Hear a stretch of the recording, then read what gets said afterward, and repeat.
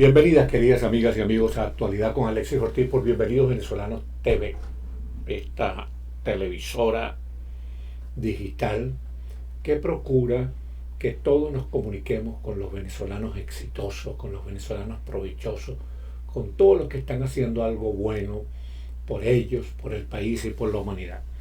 Hoy vamos a hablar con una escritora muy interesante, muy singular, porque ella es, fíjense ustedes, ella es judía, argentina y venezolana. Es una triple coronada, digamos. Ella es una escritora muy valiosa, con mucho reconocimiento.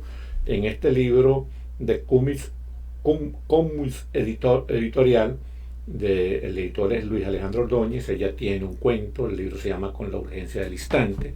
En este otro libro de la editorial La Nota Latina, ella tiene unos cuentos, se llama Un Cuento, en este libro se llama Cuentos con Sabor Hispano. En este libro, Vacaciones sin Hotel, antología de autores del sur de la Florida, del taller de escritura creativa coordinado por Hernán Vera Álvarez, narrativa breve, ediciones Aguamiel, ella tiene un cuento también. Pero tiene sus propios cuentos, sus propios libros. Tiene, por ejemplo, este libro que es muy interesante. Se llama Dos ramas, dos destinos.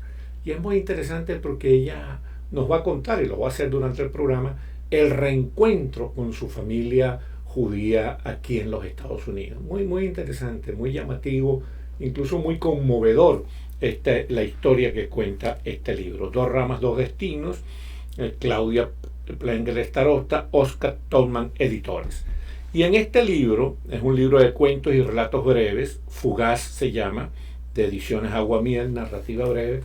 Ya estos son cuentos breves, como se recomienda en estos tiempos, que debe ser la escritura para que la gente lea, y lea a su aire, a su gusto, escogiendo lo que quiere leer. Bueno, esta señora es Claudia Plengler Starosta, querida amiga, querida escritora. Bienvenida, Claudia. Muchísimas gracias por la invitación. Bueno, aquí estoy con mucho gusto. Sí, los libros, de verdad que empecé cuando era la pandemia, porque sentí que tenía que escribir ese libro, este libro. Era una cuestión que... Dos ramas, dos destinos. Sí, Dos ramas, dos destinos. Fue que, yo esta familia no la conocía, porque son dos ramas. Pero déjame decir algo que se me olvidó decir en la presentación, que es muy importante. Este libro, Dos ramas, dos destinos, ganó el premio al autor latino de el International Latino Books Award, es el premio internacional latino. O sea que el libro tiene un reconocimiento. Ahora este libro es un reencuentro con tu familia, ¿no? Con tu familia perdida. Sí. Échanos ese cuento para que la gente, haznos un resumen de ese cuento para que la gente vea lo interesante que es leer este libro. Bueno, es una gran familia que proviene de Polonia, una familia judía. En los años 20, una parte de la familia, una rama, se fue a Argentina, pero la otra rama, un hermano de la otra rama, se quedó en Polonia. Y ahí siguieron su vida, pero cuando llegó 1939, que los nazis, los alemanes invaden Polonia, empieza la guerra, entonces esta familia queda atrapada ahí. Y entonces yo no sabía de ellos, porque yo me crié en Argentina, porque yo soy descendiente del bisabuelo que se fue a Argentina. Y nos criamos ahí, con mis padres, pues toda la familia, y nunca supe de que había una rama que algunos habían sobrevivido. Sabíamos que por el Holocausto, los habían asesinado a la gran parte de la familia en Polonia. Pero un día buscando en Facebook encontramos unas personas con el mismo apellido de nosotros. Plengler, que es el apellido de mi papá.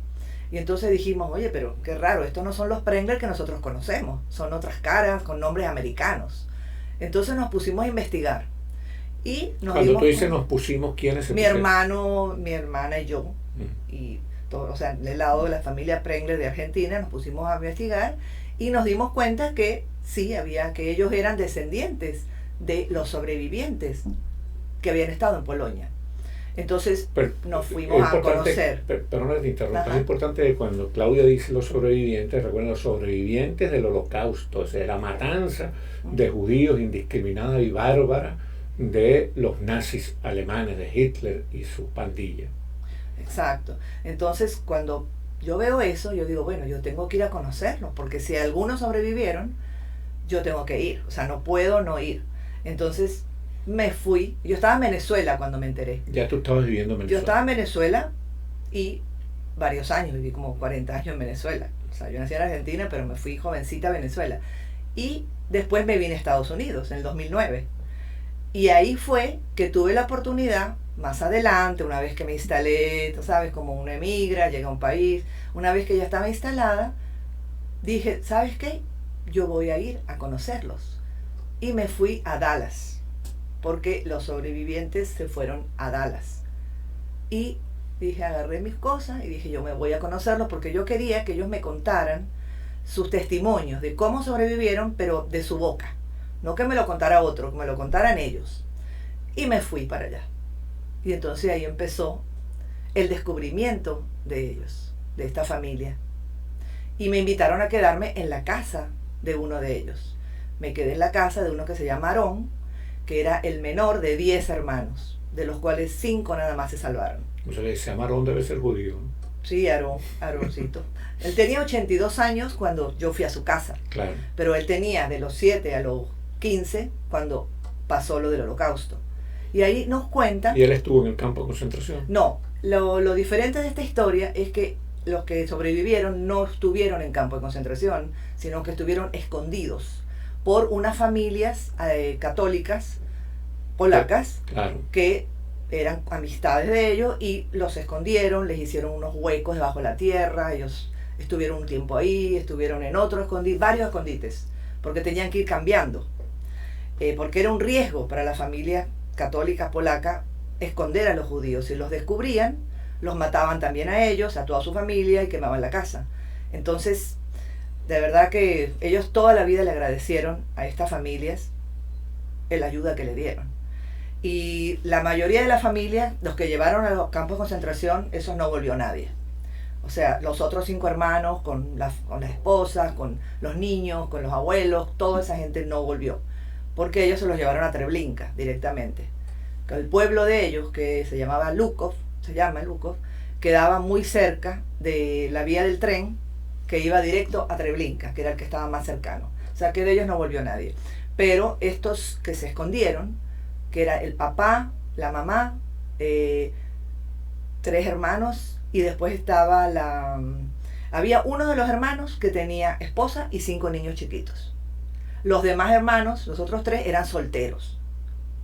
Y se fueron escondiendo en diferentes lugares, hasta que se escondieron en el gueto, en una parte abajo del gueto, y ahí ellos me empiezan a contar cómo fue lo que ellos sobrevivieron, no todos, porque hay unos que no pudieron, los que los encontraron en el escondite, pero los que sobrevivieron fueron los que se fueron a vivir a Estados Unidos después de la guerra. Entonces se vinieron a Estados Unidos. ¿Y en Estados Unidos qué hicieron ellos? Bueno, ellos se fueron, o sea, la pregunta que yo me hacía era ¿por qué no fueron a Argentina? Porque en Argentina estaba la otra rama. Entonces yo digo, bueno, qué raro, porque yo les pregunté, ¿por qué no fueron a Buenos Aires? Se fueron a Estados Unidos. Entonces era que, como el papá fue uno de los que encontraron los nazis y lo asesinaron en el acto, la señora tenía una familiar en Texas. Okay. Por eso ellos después fue a Texas. Bueno, eso es este libro, mis queridas amigas y amigos. ¿Me? 2 ramas, 2 destinos. Yo lo leí, es un libro muy grato de leer, pero al propio tiempo muy desgarrador, porque esas historias de los crímenes, de la barbarie nazi alemana son algo increíble. Increíble que una nación que es la nación de los filósofos y la cultura como Alemania haya parido un monstruo como Hitler. Bueno, pero esas son las cosas. Nosotros parimos un monstruo como Chávez. Entonces para mí era muy importante. Después cuando regresé a Miami, tuve un tiempo que no lo escribí porque guardé toda la información, todo lo que los grabé, todo lo que hablé con ellos. Lo grabé un tiempo. Cuando llega la pandemia, es que yo digo, ¿sabes qué? Yo voy a sacar todo esto donde está y yo voy a escribir ese libro. Primero pensé en mi familia, en mis hijos, en mis nietos, para que sepan la historia de la otra rama. Y también para otras personas que lo quieran saber. Porque no es solamente que le pasó a mi familia, le pasó a tanta gente.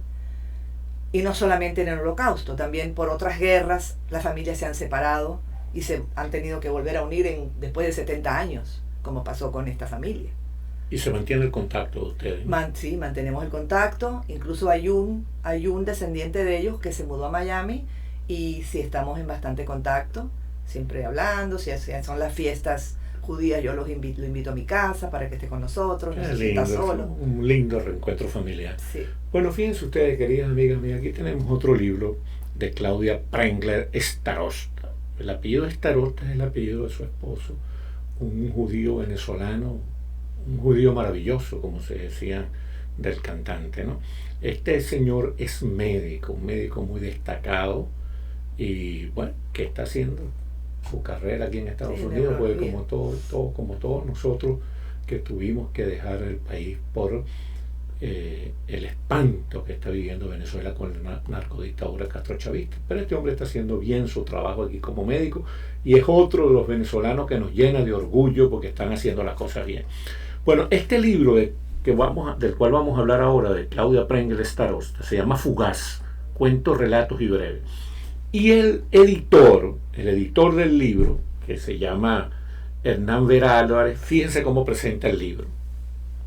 Un libro que recupera la inocencia de la niñez y primera juventud.